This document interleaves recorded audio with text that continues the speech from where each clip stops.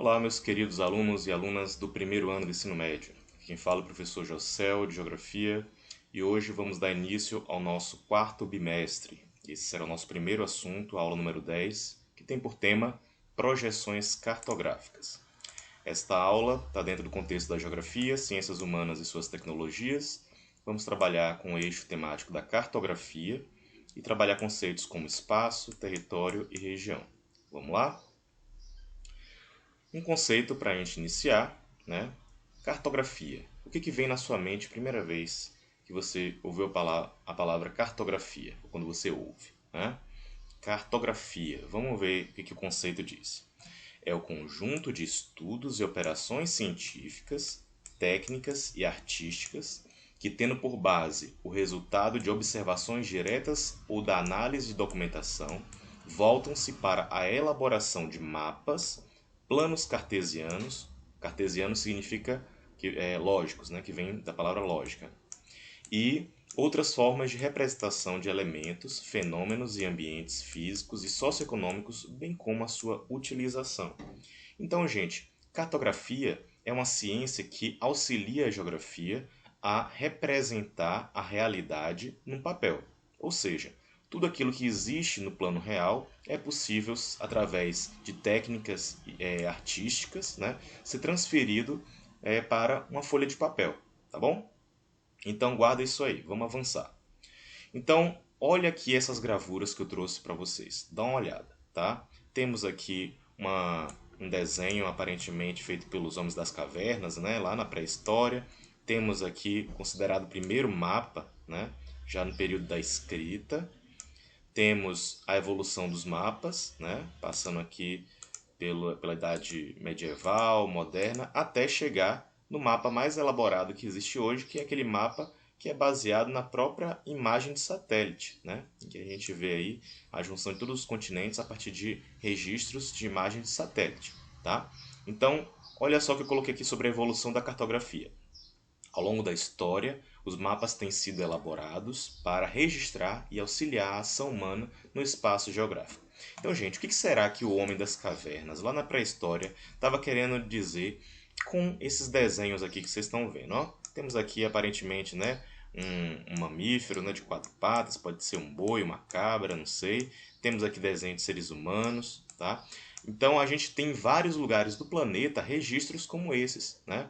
Registros históricos mostrando que o ser humano ele já tentava, através do desenho, da arte, representar elementos do espaço, da natureza. Tá? Aqui no Brasil temos, se não me engano, no estado do Piauí, um sítio arqueológico da Pedra Furada, se não me engano, em que temos lá registros aqui da América do Sul, um dos mais antigos do mundo. Né? Então isso só revela como o ser humano ele sempre se preocupou em estar retratando, através, né, de instrumentos que se tinha domínio em cada época, a realidade que se observava, com objetivos de servir como pontos de orientação para o ser humano. Tá bom? Então, vamos ver aí que vamos ter uma evolução para cada época da história humana. O mapa ele teve, né, sempre as mesmas finalidades, que é servir de base de orientação. Vamos avançar? Muito bem.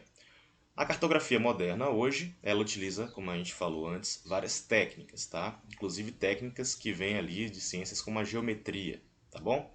Não precisam se preocupar porque a gente não vai exigir de vocês nenhum conhecimento mais aprofundado, mas apenas uma noção básica para vocês entenderem, né, como se desenvolvem, né, os mapas modernos hoje em dia, tá bom? Vamos começar então pelas linhas imaginárias. Professor, o que são linhas imaginárias? Gente, considerando que o nosso planeta é uma espécie de esfera, tá? E a esfera é um dos elementos da geometria mais difícil de você mensurar, de você delimitar, então cartógrafos ao longo do tempo desenvolveram técnicas, né, que envolvem a criação de linhas imaginárias para se ter pontos de referência, tá bom? Então, dois tipos de linhas imaginárias básicas que a gente precisa compreender. Qual é a primeira? Longitude. O que é a longitude, professor? Longitude são essas linhas verticais, né, que a gente divide aqui o planeta, tá certo? Para a gente ter pontos de referência. E temos as linhas imaginárias chamadas de latitude, que são essas linhas horizontais que a gente vê nessa outra representação aqui, tá bom? Então, longitude, as linhas verticais, latitude, as linhas horizontais. Qual é a principal linha, né, que se destaca na longitude? É o meridiano de Greenwich, que é esse aqui, que passa exatamente em cima da Inglaterra, tá? E é considerado o ponto zero, é o ponto de partida para se analisar, tá bom? E qual é o ponto, a linha principal entre as latitudes, entre as linhas imaginárias consideradas latitudes?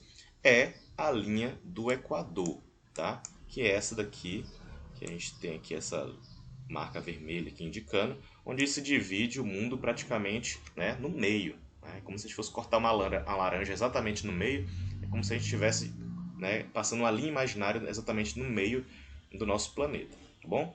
Então as linhas imaginárias de longitude, elas vão variar de 0 grau a 180, de leste a oeste, e as linhas imaginárias da latitude vão se deslocar de menos 90 graus do Polo Norte até mais 90 graus no Polo Sul, tá bom? A gente vai, aliás, aqui, né? Polo Norte até o Polo Sul. Então a gente vai conhecer um pouquinho mais adiante. Vamos lá? Muito bem.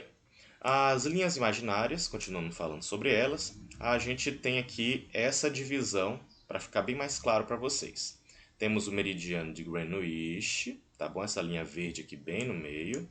E é nesse meridiano que a gente divide o nosso planeta em duas partes. Quais são elas? A parte oeste, toda a parte fica aqui à esquerda, né, do meridiano de Greenwich, e a porção leste do planeta, que fica à direita deste ponto aqui, ó, do meridiano de Greenwich. Greenwich, para quem não sabe, né, é uma cidade próxima a Londres, ali na Inglaterra, tá? Inclusive, tem um filme, se não me engano, da Marvel, que acontece exatamente, acho que é Thor, né? Um dos filmes do Thor, que aparece aqui o contexto bem na linha do meridiano de Greenwich, ponto turístico lá, né?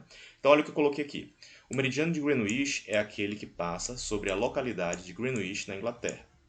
Por convenção, alguém pode perguntar, professor, por que é lá na Inglaterra e não em outros lugares? Porque no primeiro momento, quando se começou a desenvolver essa técnica de cartografia, né, o mundo girava em torno da Inglaterra, que era superpotência na época, não apenas militar, mas também científica, né? Então, lá que surgiu, então lá que eles determinaram como um ponto de referência, tá? Poderia ser em qualquer outra parte do planeta, porque o planeta é uma espécie de esfera, um esferoide, né? Então, mas por convenção foi considerado lá, tá bom? Então, o globo terrestre ele é dividido em Ocidente e Oriente, também conhecido, né? O Oeste e Leste. Então, lembrem disso aí. Meridiano de Greenwich corta aqui o meio para Oeste ou Ocidente, né? À esquerda, e para a direita vamos ter o Leste ou Oriente, tá bom? Oeste ou Ocidente, Leste ou Oriente. Foi estabelecido pelo Sir George Biddell, né, Airy, em 1851. Então essa foi a data em que se determinou que haveria essa divisão do planeta entre leste e oeste através do meridiano de Greenwich. E a outra linha imaginária importante que a gente falou e reforçamos aqui agora é a linha do Equador, que divide o planeta em hemisfério norte, que está acima, e o hemisfério sul, que está abaixo da linha do Equador, tá bom? Então, a linha do Equador é uma das principais, né, linhas imaginárias, com um diâmetro de 12.756 quilômetros, que divide a Terra em norte e sul. Tá? Então, a linha vermelha aqui é a linha do Equador. Em cima destaquei de verde toda a parte que fica ao norte da linha do Equador, e vamos chamar de hemisfério norte. E destaquei de azul aqui a parte que vai ser ao sul da linha do Equador, ou hemisfério sul. Tranquilo? Vamos avançar. Então, pessoal, para além dessas linhas imaginárias que a gente falou, existem também outras secundárias, mas também são muito importantes. Quais são elas? O Círculo Polar Ártico, que são essas de azul, né? E Antártico, né? O Trópico de Câncer e o Trópico de Capricórnio, que são esses aqui de laranja, tá? E a linha do Equador, a de vermelho aqui, tá? Então, pessoal, essas linhas também são pontos de referência para ajudar a gente a entender o nosso planeta em relação à questão climática, tá? Considerando que o nosso planeta é iluminado pelo Sol, só que nosso planeta ele tem uma leve inclinação. Então, nesse período de translação que a Terra faz ao longo de 365 dias em torno do Sol, tem partes da Terra que vão ser mais iluminadas, mais aquecidas, outras partes que vão ser menos iluminadas, menos aquecidas. Então, para isso, a gente vai ter aí, os cartógrafos estabeleceram outras linhas imaginárias que vão nos ajudar a entender melhor a dinâmica climática do planeta, tá bom? Então, esses paralelos, né, que são as linhas horizontais, vão dividir a Terra em zonas climáticas. Vamos entender isso. Observe aqui que a primeira linha que a gente destacou aqui foi o Círculo Polar Ártico, né? Então vamos para ele aqui em cima, ó. Círculo Polar Ártico. Então essa linha imaginária ela corta aqui a chamada o Círculo Polar, onde fica o Polo Norte, não em torno ali do topo do mundo, digamos assim. Então esse Círculo Polar ele vai estar aqui em cima, são as áreas mais frias, e entre o Círculo Polar e o Trópico de Câncer, que é a próxima linha imaginária, nós vamos ter, né, uma zona chamada zona temperada. Tá? Então, o ciclo polar para o norte, zona polar. Entre o ciclo polar e o Trópico de Câncer, né, nós vamos ter uma zona temperada. Entre o Trópico de Câncer e a linha do Equador, né, e até o outro trópico, que é o de Capricórnio, nós vamos ter a chamada zona intertropical. Observe que aqui eu coloquei uma corzinha, né, um pouco amarelada, né, para vocês entenderem que essa parte aqui, que está entre os dois trópicos, né, onde corta a linha do Equador, é a zona intertropical, também conhecida como uma das áreas mais quentes do planeta, tá bom? Que é a parte do planeta Terra em que a gente recebe a maior incidência de luz e, consequentemente, calor do Sol, tá bom?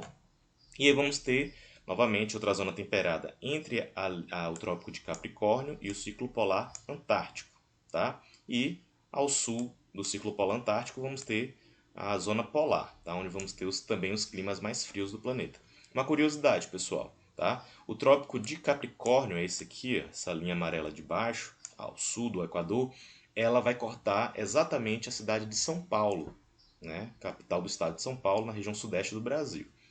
Muito bem? Então lembre-se, Círculo Polar Ártico, Trópico de Câncer, linha do Equador, Trópico de Capricórnio, Círculo Polar Antártico. Beleza? Vamos lá. Então, as zonas climáticas, para deixar mais claro aqui para vocês, caso vocês não tenham entendido no slide anterior. As zonas climáticas, né, elas vão ter zonas mais quentes, zonas temperadas e zonas mais frias, tá bom? Então, olha o que eu coloquei aqui. Há uma maior incidência de raios solares direto entre as linhas dos trópicos de Câncer e de Capricórnio. Esta parte da Terra é mais quente, denomina-se zona tropical ou intertropical. Então, olha só aqui, ó. Eu dei uma escurecida nessas zonas mais ao norte, mais ao sul, e deixei destacado aqui ó, a parte do nosso planeta que fica entre o Trópico de Câncer e o Trópico de Capricórnio, tá bom? Onde passa a linha do Equador. Então essa parte aqui, pessoal, é a parte mais iluminada do planeta, a parte mais quente, tá? Que recebe mais incidência do Sol. Então observe que o Brasil ele está aqui, ó, boa parte dele dentro, né, da zona intertropical. Por isso que o nosso país também é conhecido por ser um país tropical. Mas é só o Brasil? Não. Uma boa parte da América Latina também, que vai desde o México até países andinos. E vamos ter também aqui boa parte do continente africano e países como o sul da Arábia Saudita, a Índia, né, parte aqui do Oriente, da parte oriental do planeta, parte da China, Tailândia, o norte aqui da Austrália e as ilhas como a Indonésia, tá bom? Essas duas partes agora que eu clareei mais são as zonas temperadas, tá? As zonas temperadas elas não são nem tão frias nem tão quentes, tá? Vão ficar, como eu expliquei primeiramente, entre o Círculo Polar Ártico e o Trópico de Câncer, e também vai ter uma outra zona temperada que vai ficar entre o Círculo Polar Antártico e o Trópico de Capricórnio. Então observe que países como Estados Unidos, Canadá, toda a Europa, né, o norte da África, né, e uma boa parte aqui da Ásia, praticamente toda ela, fica dentro dessa chamada zona temperada. E no hemisfério sul, vamos ter aqui o sul do Brasil, Argentina, Uruguai, alguns países como Chile, né? A África do Sul, aqui bem no sul do continente africano, a parte bem ao sul de Madagascar, da ilha de Madagascar, e o sul da Austrália e Nova Zelândia também ficam na zona temperada, tá? Então temos duas zonas temperadas, a do hemisfério norte e a do hemisfério sul, tá bom? E agora eu escureci aqui a maior parte do nosso mapa mundi e deixei apenas, claro, aqui as duas áreas de zona polar, que é a que fica ao norte do ciclo polar ártico, vamos pegar aqui a Groenlândia, tá? E a parte que fica ao sul do ciclo polar antártico, eu não está representando aqui, mas onde fica o continente da Antártica, tá bom? Então, são as zonas mais frias do planeta. Uma curiosidade, aqui no hemisfério norte, nós vamos ter a presença de ursos polares. E no hemisfério sul, né, no ciclo polar antártico, vamos ter a presença de pinguins. Nós não vamos ter pinguins no hemisfério norte, na zona polar, nem vamos ter ursos polares na Antártica, no hemisfério sul, na zona polar do hemisfério sul. Então, é uma outra curiosidade para vocês saberem. Vamos lá? Muito bem, então, só reproduzindo aqui novamente para ficar bem claro para vocês, né? Essas linhas imaginárias que cortam o nosso planeta e nos ajudam a entender as zonas climáticas, tá bom? Muito bem. Então, como localizar lugares no planeta Terra? É uma pergunta que um de vocês podem me fazer. Professor, né, mas eu não estou enxergando isso na prática. Como é que a gente vai utilizar essas linhas imaginárias para nos ajudar na prática?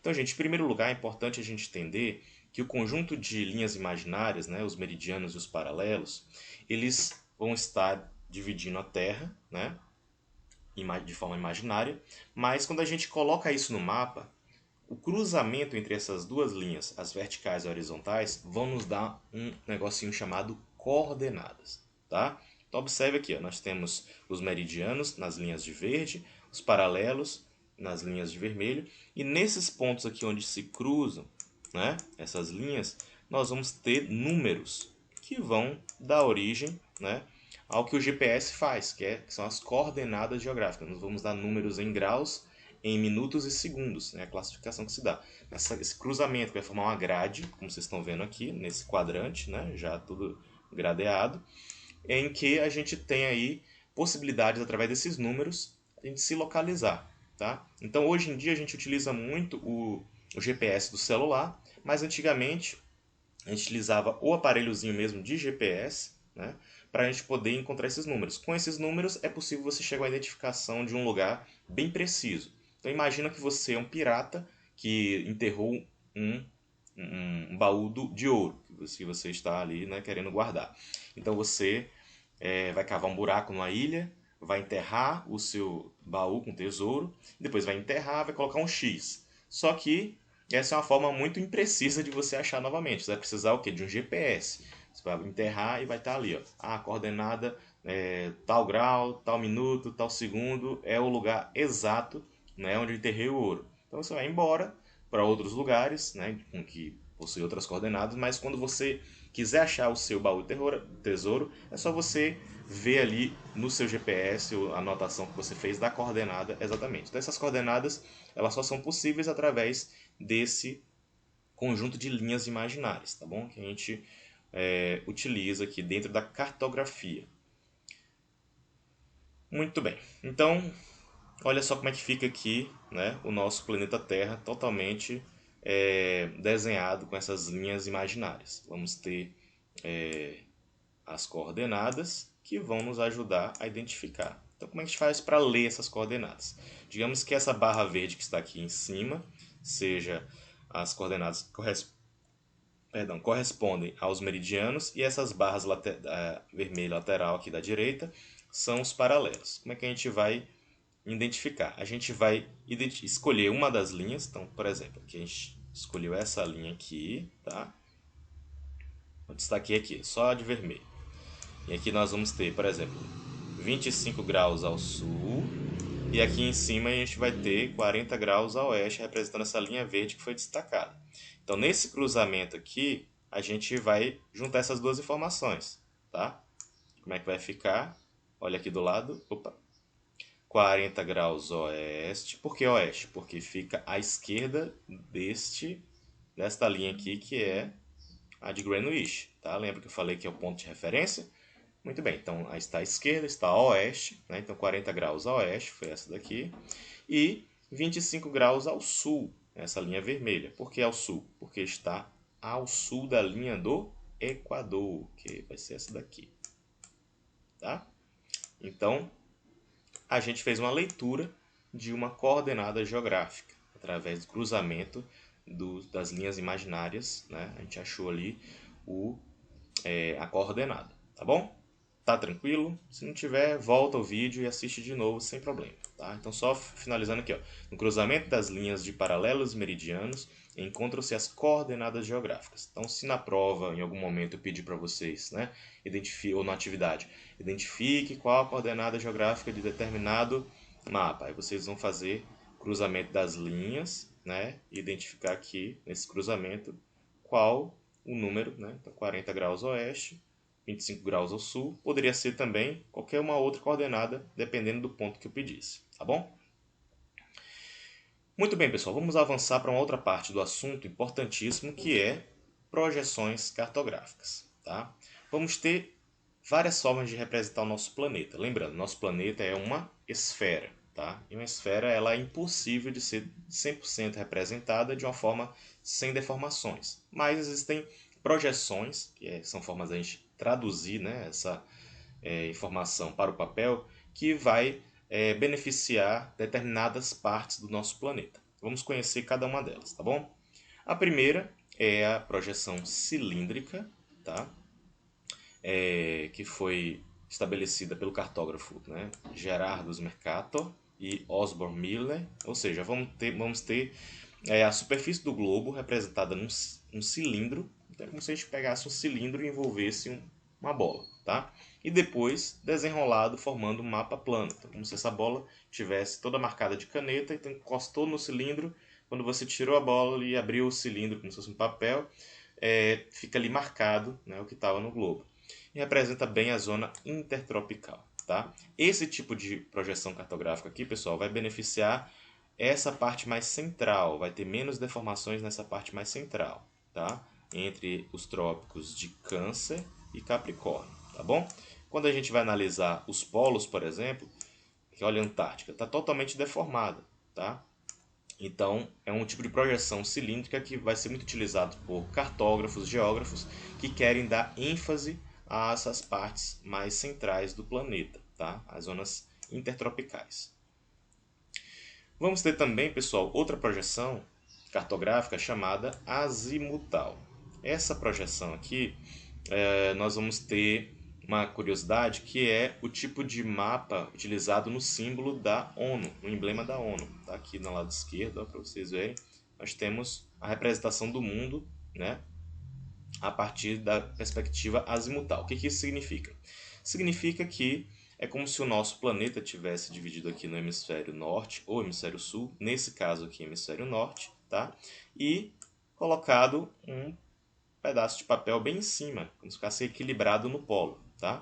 E é como se fizesse uma marca, né, ou registrado uma foto aí de cima, e aí a gente passa a ter essa visão aqui, ó, como se estivesse olhando de cima, né, com o polo bem no meio. Então olha como fica aqui no lado esquerdo, olha aqui, no lado direito, aliás. Temos no centro o polo, né, polo norte nesse caso, e aqui os países que estão, né, no entorno desse polo, representando o hemisfério norte. Então, nesse caso, nesse tipo de projeção cartográfica, azimutal, vai se privilegiar qual parte do planeta? Os polos, tá? Pode ser o polo norte ou o polo sul. Nesse tipo de projeção, quando a gente vê o polo norte, a gente obviamente não vê o polo sul, porque está na parte inferior, tá? E se estivéssemos vendo o polo sul, obviamente não veríamos também o polo norte. Então, olha aqui o que eu botei. O globo é projetado sobre um círculo plano e o círculo toca somente um ponto da superfície do globo e a escala é precisa apenas neste ponto. Representa bem as zonas polares. Vamos lá. E o outro tipo de projeção muito famoso, né, muito utilizado, é a projeção cônica, em que nós vamos ter aqui o nosso planeta, né, o globo, colocado sob o topo de um cone. Olha aqui o cone, né, esse formato da geometria aqui, que parece um chapeuzinho de aniversário. E projetado sobre ele, resultando um mapa em forma de leque. Representa bem mapas de países. Então, por exemplo, a gente vai ter aqui no hemisfério norte, né, uma espécie de cone sendo colocado e vai privilegiar determinadas partes do hemisfério norte. Então, por exemplo, aqui nós temos a América do Norte, que está sendo bem detalhado, tá? Então, essa projeção vai dar ênfase a essa parte, tá? Porque a gente não vai conseguir ver bem outras partes do planeta. Então, é outro tipo de projeção cônica. Então, vimos aí cilíndrica, azimutal e cônica, tá? Se eu pedir isso em alguma atividade, lembre-se que são três as principais projeções cartográficas. Outro assunto importante, pessoal, que está dentro desse contexto das projeções cartográficas é o assunto de fuso horário, tá? Fuso horário vocês devem lembrar muito bem aí das pessoas que fazem viagens longas, né, de leste a oeste ou vice-versa. Por exemplo, digamos que você saia aqui do Brasil e vá para o Japão, tá? A gente sabe, pelo senso comum, de que aqui no Brasil, geralmente quando é dia, no Japão ou em algum outro país da Oceania ou do Oriente, lá geralmente é noite, tá? Quase que inversamente proporcional. Então, se aqui é meio-dia, lá vai ser meia-noite. Mas por que que isso acontece? Lembre-se que o nosso planeta é uma esfera, tá? Então, quando um lado da esfera está iluminado, o outro lado, obviamente, está escuro. É a mesma coisa de você pegar uma laranja e fazer um experimento com a lanterna. Se você iluminar de um lado, vai ficar claro, e do outro lado vai, obviamente, ficar a sombra, né? Então é o que acontece no nosso planeta. E o fuso horário é a parte desse assunto que vai nos ajudar a entender a ciência por trás disso, tá bom? Vamos lá. Então, pessoal, o fuso horário parte da premissa de que os fusos horários são cada uma das 24 áreas fusiformes em que se divide a Terra para efeitos de definição horária de acordo com o movimento aparente do Sol. Tá? Lembre-se, quem se movimenta não é o Sol, é a Terra. Mas assim como a gente está dentro de um carro em movimento e olha para a paisagem lá fora e parece que ela está se movendo, né? Mas na verdade quem está se movendo é o carro no qual estamos, nós também, por estarmos dentro do planeta Terra, que está se movendo em torno do Sol, temos essa impressão de que o Sol está se movendo, mas na verdade somos nós, tá bom? Então, nós vamos fazer esse cálculo aqui, bem simples, para a gente poder criar o fuso horário, tá? Então, quantas horas nós temos no dia? Tá? Então, se a gente parar para pensar, né, desde o momento que o Sol nasce até o momento que o Sol nasce novamente, né, o Sol nasce, o Sol se põe, depois ele nasce novamente. Esse tempo dura o quê? 24 horas, tá? Então, nós vamos ter aqui 24 horas, que vai ser dividido por 360 graus. Professor, por que 360 graus? Porque 360 graus é o número do raio geométrico de uma esfera, que é o nosso planeta, tá? Então nós vamos pegar o nosso planeta, esses 360 graus, e dividir pelo número de horas, né, que levam um dia inteiro, e vamos chegar a esse número aqui, ó, 360 dividido por 24 dá 15 graus, tá? 15 graus significa o intervalo de um fuso horário para o outro, levando em consideração as linhas imaginárias, tá? Vamos avançar para vocês entenderem melhor. Então, olha esse mapa mundi aqui, tá bom? Temos aqui as Américas, temos a África, a Europa, temos a Ásia, temos a Oceania, tá bom? Observe no topo deste mapa que nós vamos ter aqui, ó, UTC. O que significa UTC? UTC vai ser uma sigla que está relacionada aqui, ó, Tempo Universal Coordenado, tá? Só como é em inglês, né? Universal Time Coordination, tá? Então o TC vai ter que observe mais 11, menos 10, ou menos 9, menos 8, menos 7, menos 6, menos 5, menos 4, menos 3, menos 2, menos 1, 0. Né? O que significa isso, professor? E daqui para cá começa a ficar mais 1, mais 2, mais 3, mais 4, mais 5, até mais 12 aqui. Então, pessoal, lembra que a gente falou que existem linhas imaginárias, né? Por exemplo, os meridianos. Então, nessa hora aqui, ele vai ser muito útil. Por quê? O meridiano principal que a gente falou é o meridiano de Greenwich, que está aqui, ó, na Inglaterra. Então, lembra que esse meridiano serve para dividir o planeta Terra em leste e oeste, né? Em leste para a direita e oeste para a esquerda, ou em ocidente para a esquerda, né? E oriente para a direita. Então, gente, presta atenção nisso aqui. Quando a gente começa a analisar, né, o fuso horário, a gente entende o seguinte, que na Inglaterra nós vamos ter o ponto de referência para iniciar a contagem, né, do fuso horário.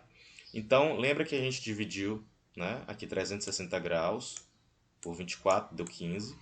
Tá? Então, 15 vai significar a hora, tá bom? Então, a cada grau 15, por exemplo, para a direita, nós vamos aumentar uma hora. Tá?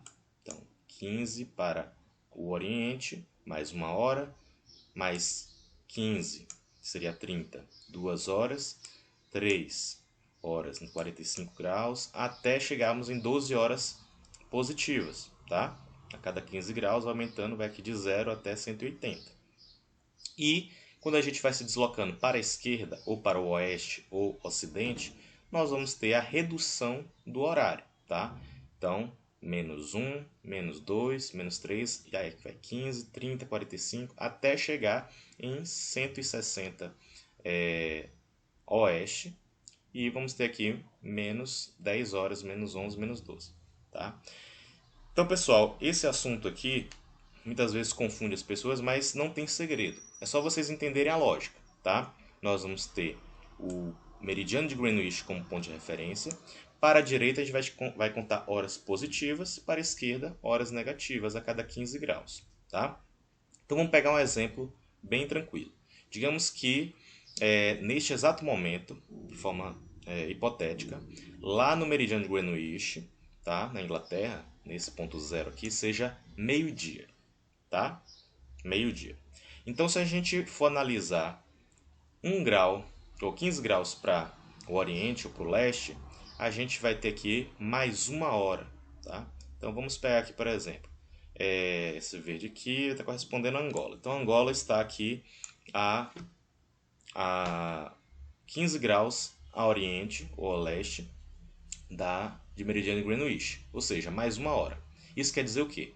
Que enquanto na Inglaterra é meio-dia, aqui em Angola já vai ser 1 hora da tarde, porque está mais uma hora adiantada.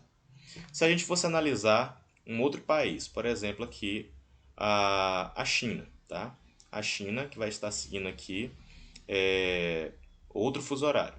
Então, a China estaria várias outras horas à frente, tá? No caso que a China segue esse o terceiro mais 12, tá? Então vai estar aqui mais 12 horas. Então, enquanto na Inglaterra estaria meio-dia, cá já seria 12 mais 12, né? 24, estaria à meia-noite, tá?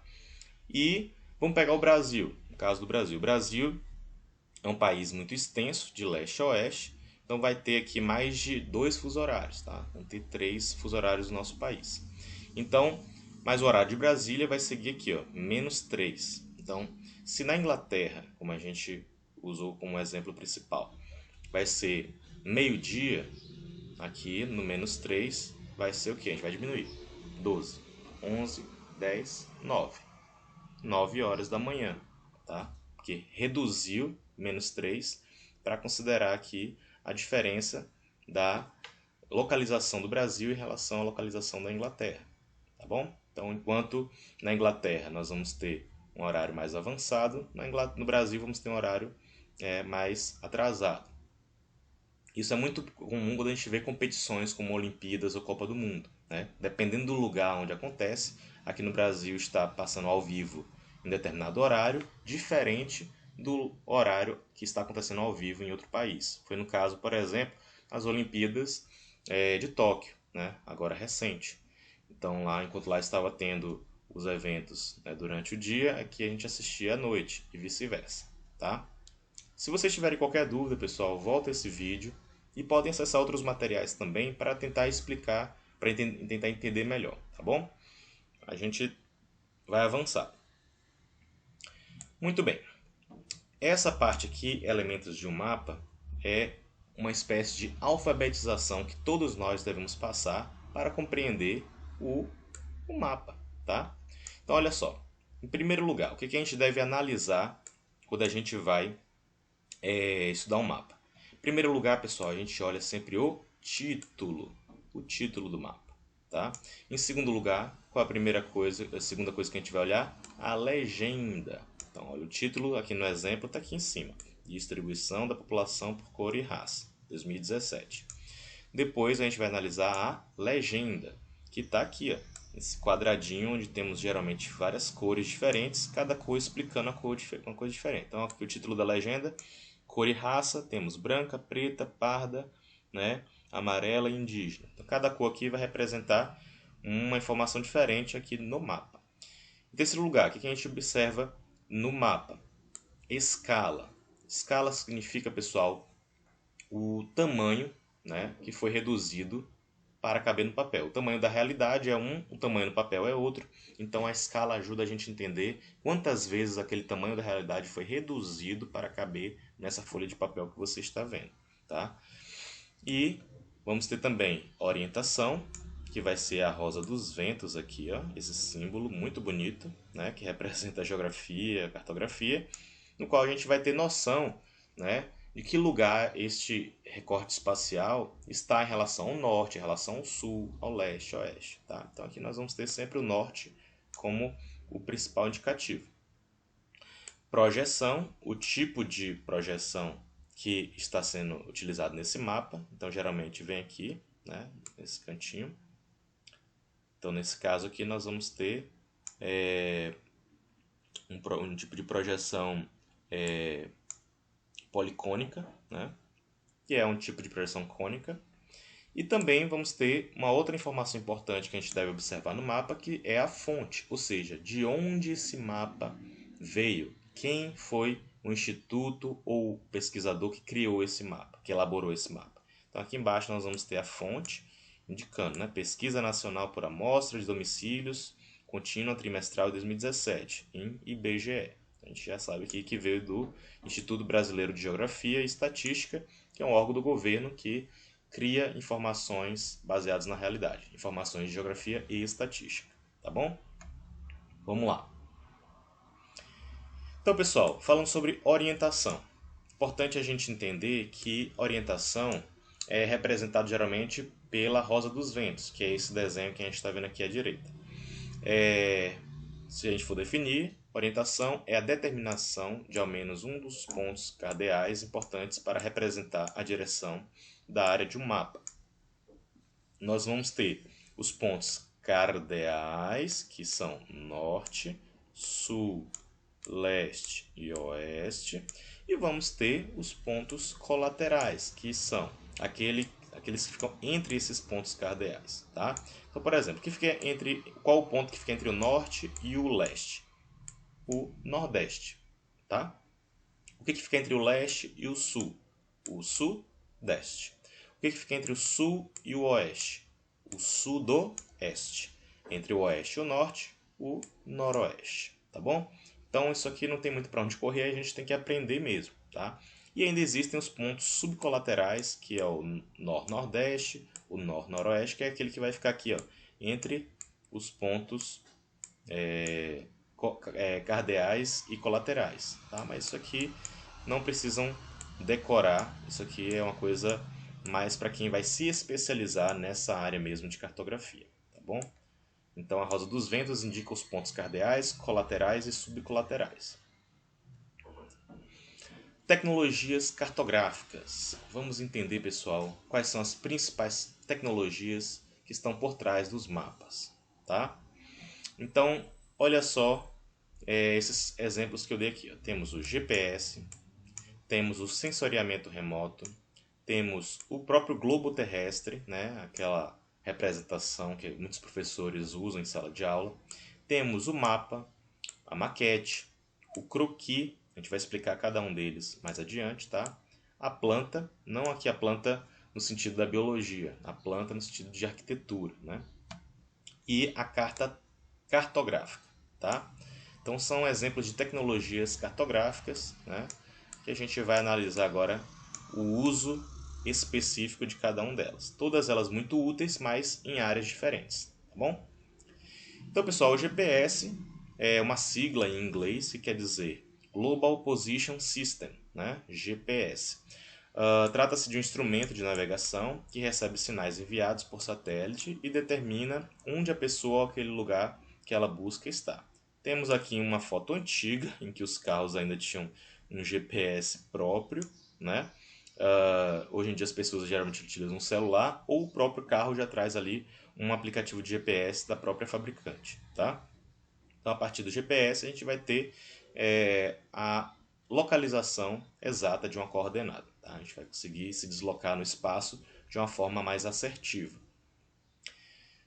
Bem, temos também o sensoriamento remoto, que é o conjunto de técnicas que possibilita a obtenção de informações sobre alvos na superfície terrestre através do registro da interação da radiação eletromagnética com a superfície realizado por sensores remotos. Então observe que aqui nós temos nessa gravura a presença de um satélite.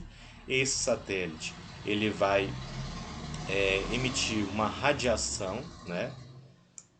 Uma espécie de captura, né, de informações, que essas informações depois vão gerar informações digitais que vão sendo sobrepostas umas sobre as outras para se gerar aí uma informação cartográfica. Tá? Essa informação cartográfica ela geralmente vai virar uma imagem de satélite ou um mapa, né, mais preciso. Tá bom? Nós vamos ter o globo terrestre, que é o nosso conhecido aqui já, né, culturalmente falando. Né, a gente sempre vê em sala de aula, em filmes, em séries, né, em desenhos. Então, é uma representação cartográfica, né, uma espécie de tecnologia, no qual é possível a gente simular aqui, né, o nosso planeta Terra. Ele já está, inclusive, na inclinação que o nosso planeta fica mesmo. Tá? Lembrando que o nosso planeta ele não fica certinho, né? Ele fica um pouco inclinado devido à natureza do nosso próprio planeta. Tá? Vamos ter o mapa, que a gente já conhece aqui, é nossa tecnologia cartográfica que a gente mais utiliza, né, em nossas aulas. Né? E vamos ter maquetes também. Tá? Maquetes, muitas pessoas já fizeram maquetes, principalmente em trabalhos escolares, no qual a gente tenta representar o espaço geográfico, né, a natureza ou obras humanas, através de elementos, né, para representar numa escala menor, né, em escala reduzida, um objeto ou sistema de estruturas de engenharia ou arquitetura. Então aqui nessa figura nós temos uma maquete de uma igreja. Tá? Então certamente aqui foi observada uma igreja que existe na realidade e foi traduzida, né, com instrumentos de madeira ou qualquer outro material aqui, essa maquete. No caso aqui foi da Catedral Metropolitana de Belém, aqui no Pará. Tá? E vamos também ter um croquis. O que é um croquis? Um croquis nada mais é do que um esboço de algum espaço com a intenção de fazer uma representação de algum lugar simples e rápido, com características do solo, relevo, desconsiderando totalmente a escala.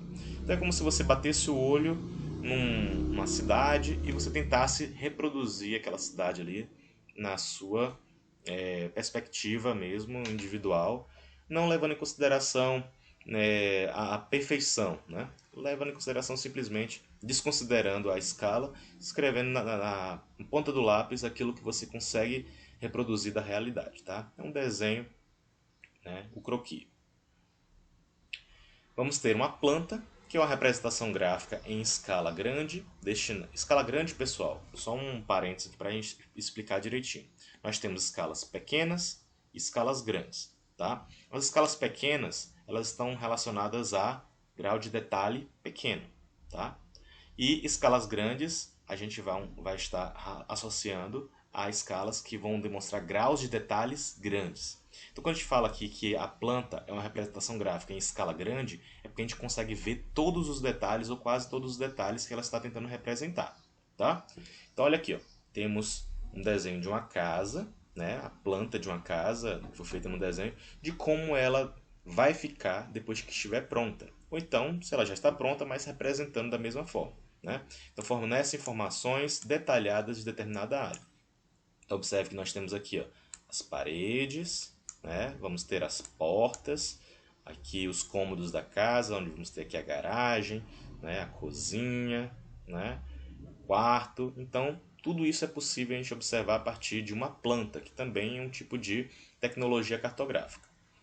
E vamos ter a carta cartográfica, né? Imagino que muitos de vocês nunca viram, né? Não sabem interpretar isso aqui, mas não é complexo, é simples. É só a gente entender o seguinte: esse emaranhado de linhas que nós vamos ter aqui estão representando altitudes, tá? É como se fosse uma foto tirada do avião, e cada linha dessa ela vai estar representando uma altitude. Nós vamos ter cores aqui explicadas na legenda, por exemplo, a cor azul vai ser o quê? Um rio, tá? Então temos esse rio cortando aqui, tá? E vamos ter outras cores que vão representar. O vermelho aqui, obviamente, são as linhas do relevo. E aí, observe que tem números, tá? Esses números vão estar dizendo o tamanho da altitude de cada linha. Então, quanto maior, né, o número, mais alto, quanto menor o número, mais baixo, tá bom? Observe que próximo ao rio, geralmente as linhas vão ter números mais baixos. Então, pessoal, para a gente entender, né, a carta cartográfica ou curvas de nível, né, a gente vai precisar utilizar essa tecnologia aqui, ó, compreender essa lógica, que vai ser um mecanismo da geometria para a gente traduzir algo que está em duas dimensões para algo que está em três dimensões na realidade, tá?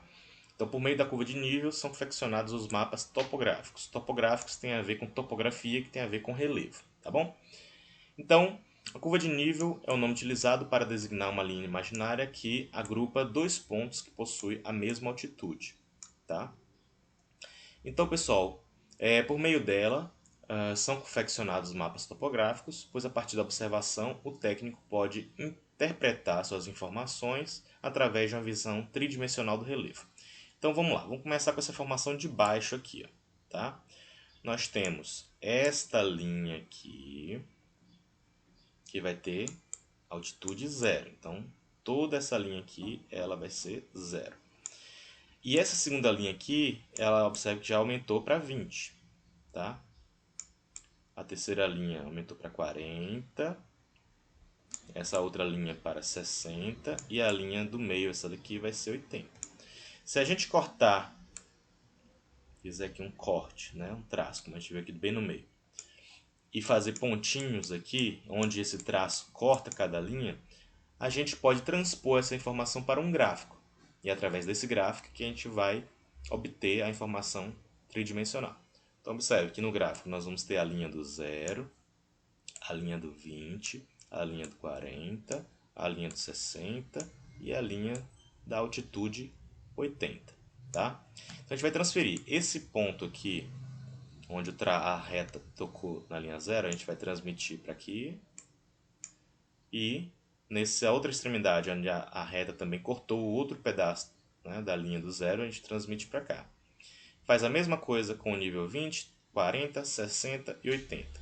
E depois a gente liga, né, os pontos e vai formar aqui a curva de nível, tá? Então, o que essa informação aqui em 2D estava querendo informar para o leitor deste mapa, né, é essa informação aqui, que o relevo ele tem esta característica na realidade. Então, a gente, através da técnica de curva de nível, a gente transfere uma informação em 2D para uma informação em 3D, em 3 dimensões, tá?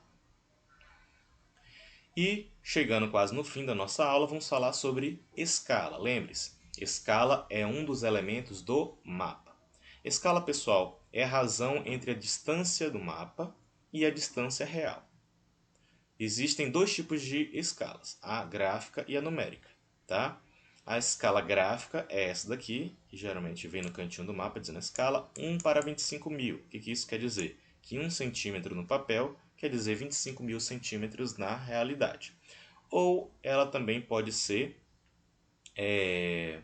desculpa, essa escala aqui é a numérica, tá? E a escala gráfica, ela vai ser esse desenhozinho aqui que vai mostrar que a cada centímetro no mapa vai corresponder a tantos metros na realidade, tá? Então, 1 centímetro nesse mapa, que é esse quadradinho branco aqui, ou preto, né, vai equivaler a 250 metros no terreno.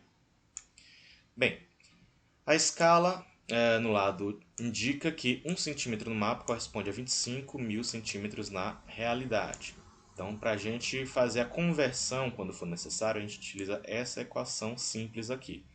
Ezão igual a Dzinho sobre Dzão, sendo que Ezão significa escala, Dzinho significa a distância no mapa e Dzão significa a distância real na realidade. Tá? Então aqui nós temos um exemplo de escala gráfica, onde vamos ter aqui já no próprio mapa o centímetro, 1 centímetro mostrando quanto realmente é na realidade, ou temos aqui a escala numérica, em que o 1 é o numerador, a medida no mapa, e 25 mil é o denominador, é a área real. 1 centímetro no mapa equivale a 25 mil centímetros na realidade. Então, convertendo, nós vamos ter quilômetros até chegar em milímetros, tá? Passando por todas essas casas aqui que a gente já aprendeu lá em matemática. Então, 1 centímetro equivalente a 25 mil centímetros ou 250 metros, ou seja, 1 centímetro no mapa corresponde a 250 metros na realidade. Então, gente, isso aí é só em termos de relembrar o que vocês já viram em matemática para a gente entender, né, como é feita essa redução, né, do tamanho real que existe na realidade, no espaço, como ele é reduzido, em quantas vezes ele foi reduzido para caber na folha de papel do mapa que você está observando, seja no seu livro, seja, né, onde quer que você esteja olhando. Então, só um lembrete, né, que existem a possibilidade de converter, né, informações matemáticas em relação a distâncias. Então, observe que nós temos quilômetros, temos hectômetros, temos decâmetros, temos metro, decímetro, centímetro e milímetro. Tá? Então, quando você vai transformar de quilômetro para hectômetro, você vai multiplicar por 10. E aí você vai multiplicando por 10 até chegar em milímetro. Tá?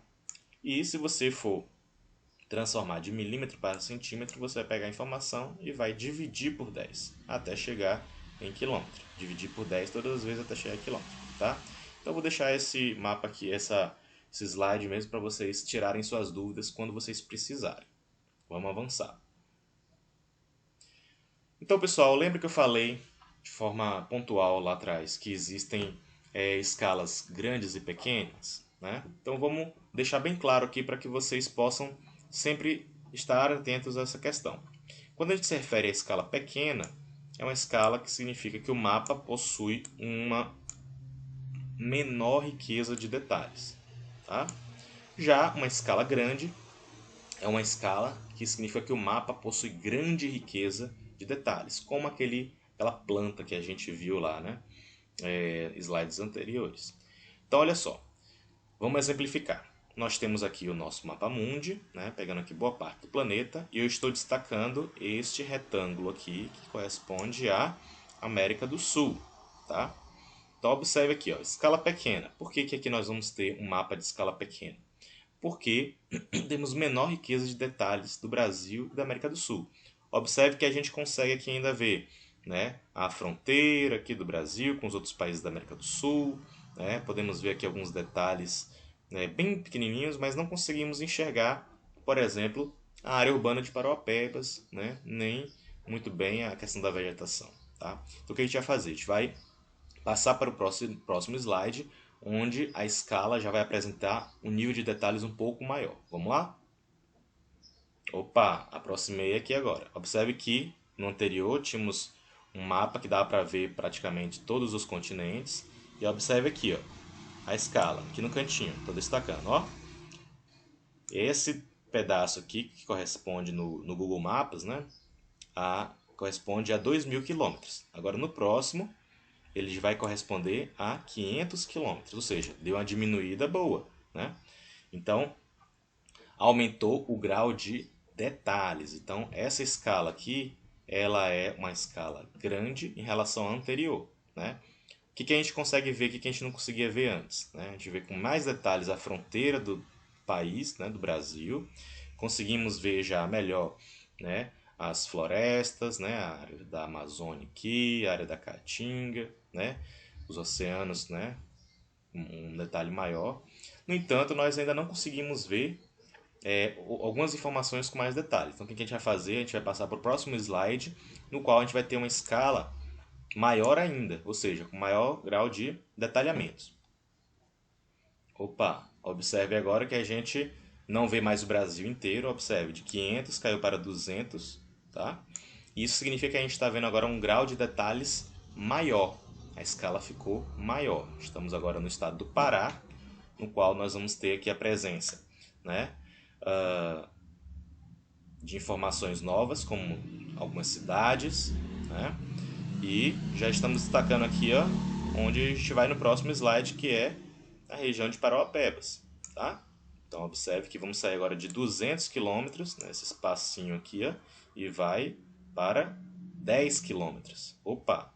Agora nós já estamos no município de Parauapebas, município que vai envolver tanto a área urbana quanto a área rural, tá? Então observe aqui que nós temos a área urbana já é visível aqui, tá? Temos aqui a área de exploração, né, da Vale, né, a Serra Norte. Temos aqui, já dá para ver um pouquinho, né, distrito de Carajás.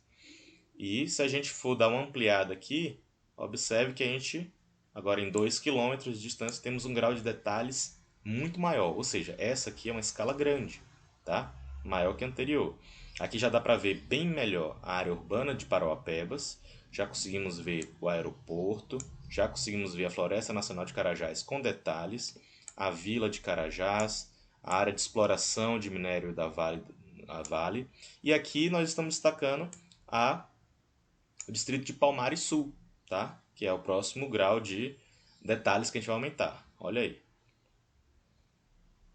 Observe que nós já conseguimos enxergar aqui, por exemplo, né, a vila de Palmares Sul. Temos aqui o rio Parauapebas passando nessa parte. Temos aqui, né, a Escola Estadual de Ensino Médio Paulo Freire, sendo destacada neste ponto, né? As avenidas, né, as ruas já são bem mais perceptíveis. Ou seja, a escala grande, pessoal, ela mostra maior riqueza de detalhes, né? Nós vamos ter aqui Parauapebas, Palmares Sul, tá? Então, observe aí que à medida que a gente vai